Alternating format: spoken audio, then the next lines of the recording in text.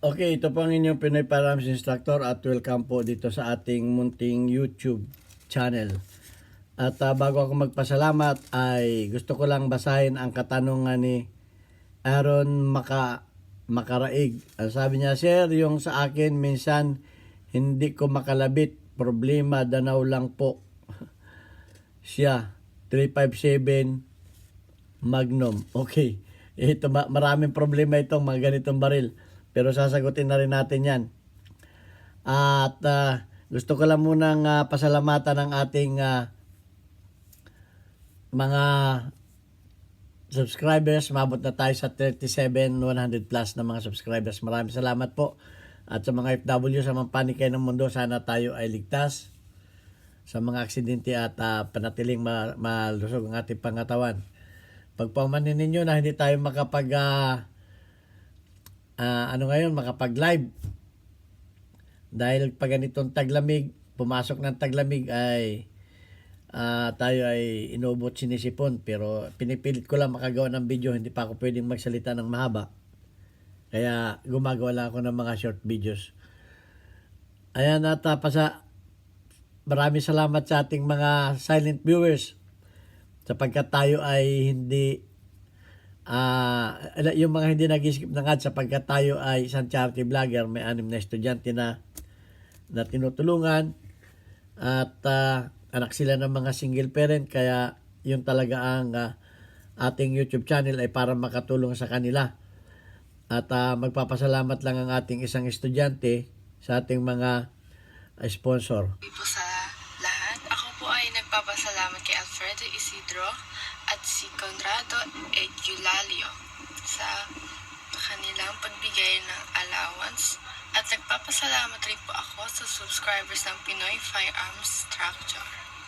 God bless po at maraming salamat po. Yan. Ang motibo po talaga ng ating YouTube channel ay para makatulong. Ngayon inisip ko na para madagdagan yung ating mga tinutulungan ng mga anak na single parent ay gumawa ng YouTube channel. At yung kinikita nito ay tinutulong natin sa mga estudyante na mga anak na single parent na medyo nahirapan na makapag-aral. Kaya nga tayo magpapasalamat sa ating mga sponsor na nagpadala ng pagmamahal dito sa ating ito yung ating GCash number, yan nakapaskil sa aking likuran. At malaking tulong yan. At nadadagdagan yung kanilang allowance na pambaon sa kanilang pagpasok. Okay, maraming salamat kay Alfredo Isidro, Ordo Sipay ng Las Piñas, kay Architect Arnel Salvador ng Kuwait, kay Jubel Platon, Buyumay ng Riyadh, Saudi Arabia, kay Umbit ng Kia Motors, kay Anthony Evangelista ng Pasay. Merong ayaw magpakilala, tawagin na lang natin siyang Adrian. At yung huli nating sponsor, si Conrado Edulalio, thank you very much. Yan, natanggap na ng ating beneficiary. Siya po ay taga Bulacan. Mayroon tayong beneficiary sa Bulacan, sa Mindoro, sa Cavite, at sa Laguna, mayroon din. Iba-ibang lugar po yung ating napili na yan.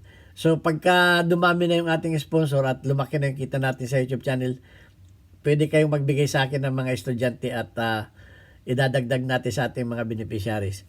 Okay, ayan lamang, at sana lumawak pa ang ating YouTube channel. Pakishare na lang para makatulong tayo sa iba. Ayan. So, ang problema ni Aaron Makaraig, yung kanyang 357 revolver ay hindi makalabit. Unang-una, checkin niyo itong bola kung pre-wheeling ba, kasi lalo yung mga yung mga paltik may portion na mahirap ikutin. So dapat ganyan.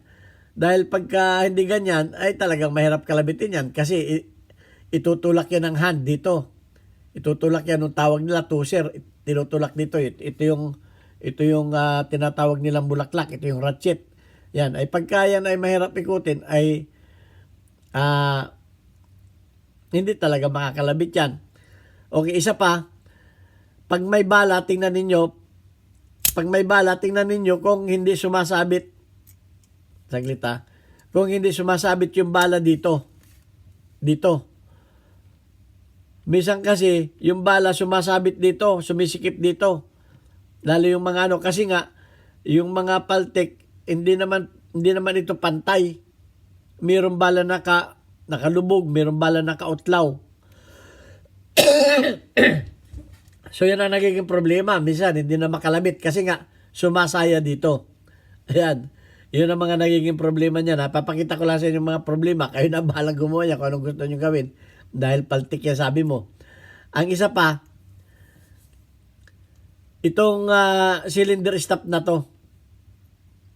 Tuturo ko Itong cylinder stop na to. Itong cylinder stop na ito,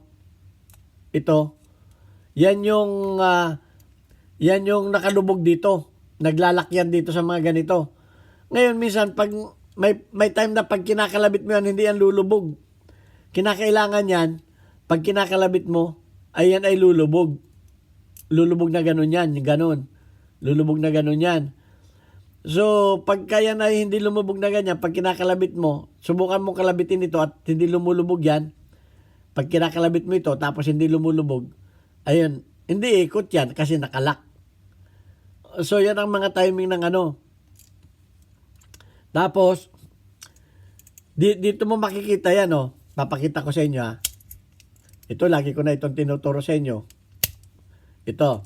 Makikita ninyo yan dito. Ito, pansinin ninyo ito. Ito yung nagpapababa dyan. Pag yan ay kakalabitin ninyo, halimbawa kakalabitin ninyo yan, ganyan.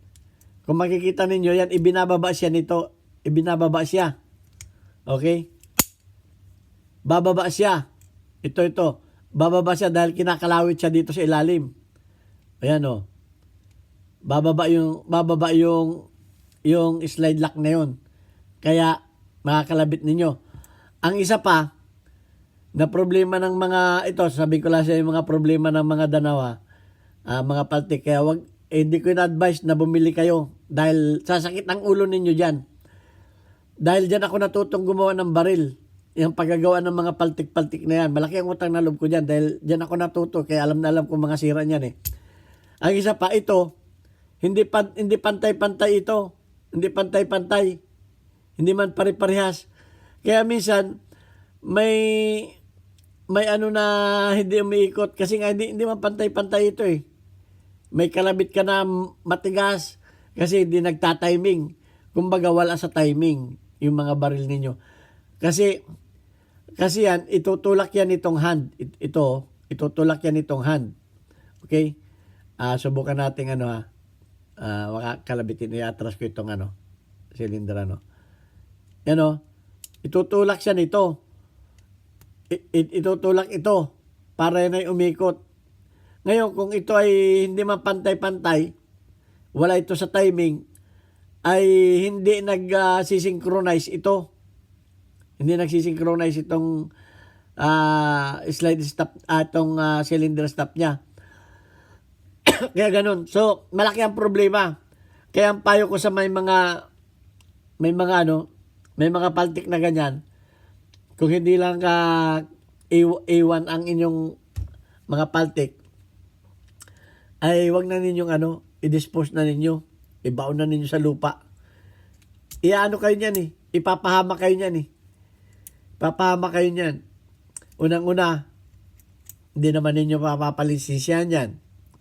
Pangalawa, baka sa halip na ipagtanggol ninyo yung buhay ninyo mag-malfunction pa yan, napalo pa kayo ng 2x2. Hindi man reliable yan. Kumbaga, hindi man 100% na yan. Pumuputok yan. Pero yan yun nga, minsan ay palyado, minsan ay napakalaki ng niya, napakalaki ng, kung hindi rin lang kayo marunong mag-ayos ng baril, ay kung kagaya ko nga, marunong ako mag-ayos ng baril, ay sinukuan ko na yan. Dahil nga, maayos mo ngayon. Pag nakailang putok na uli yan, iba sira na naman. Ang lalabas. So, wala talagang yan. Kasi nga, yung mga nagtatanggol sa mga sa mga paltik hindi naman iisa ang gumagawa niyan. Maaring magaling yung gawa ni Pedro. Kasi may nababas ako dyan Kung bakit daw ganun-ganun, maganda raw. Hindi naman isang pabrika yan. Hindi naman sila magkakasama sa isang pabrika na mayroon silang quality control. Gagawa si Pedro. Maaring maganda yung gawa ni Pedro, pero yung gawa ni Juan ay hindi kasing galing ni Pedro. Ganun yan. Madami yan eh. Madami silang gumagawa eh. Hindi naman nakaregister dyan eh. Kaya binabas nila ako pag tinatapi ko yung ano na yan. Yung mga danaw, yung mga paltik. Hindi pa pare-pareho yan. At hindi naman yung gawa ni Pedro dadaan sa quality control. Walang quality control yan eh. Maaring maganda yung gawa ni Pedro ngayon, yung sumunod na gawa niya naman, hindi maganda. So, tiyambahan yan. Maaring maganda yung materials na ginawa niya ngayon. Kasi, naghanap lang sa mga junk shop yung mga materials niyan eh. Kung ano lang yung ano na yan. Tapos yung mga pisa niya, pagagawa lang nila sa mga anak nila. Toy, gumawa ka ng trigger. Toy, gumawa ka ng sear. Ganyan. Ganon sila, isang pamilyang gumagawa niyan. Alam ko yan. Dahil may naging kasama ko dito na ganyan ang trabaho. So, wala talagang wala talagang kasiguruhan yan. So, sinasabi ko sa inyo na kung ganyan ang problema ng inyong baril, huwag na ninyong gamitin. Dahil apakadami ng sira niyan. Yung minsan nakakalawit, hindi. Napakadami niyan, sabihin ko sa inyo. Sasakit ang ulo ninyo dyan. At baka yan pa ang maging mitsa ng inyong buhay.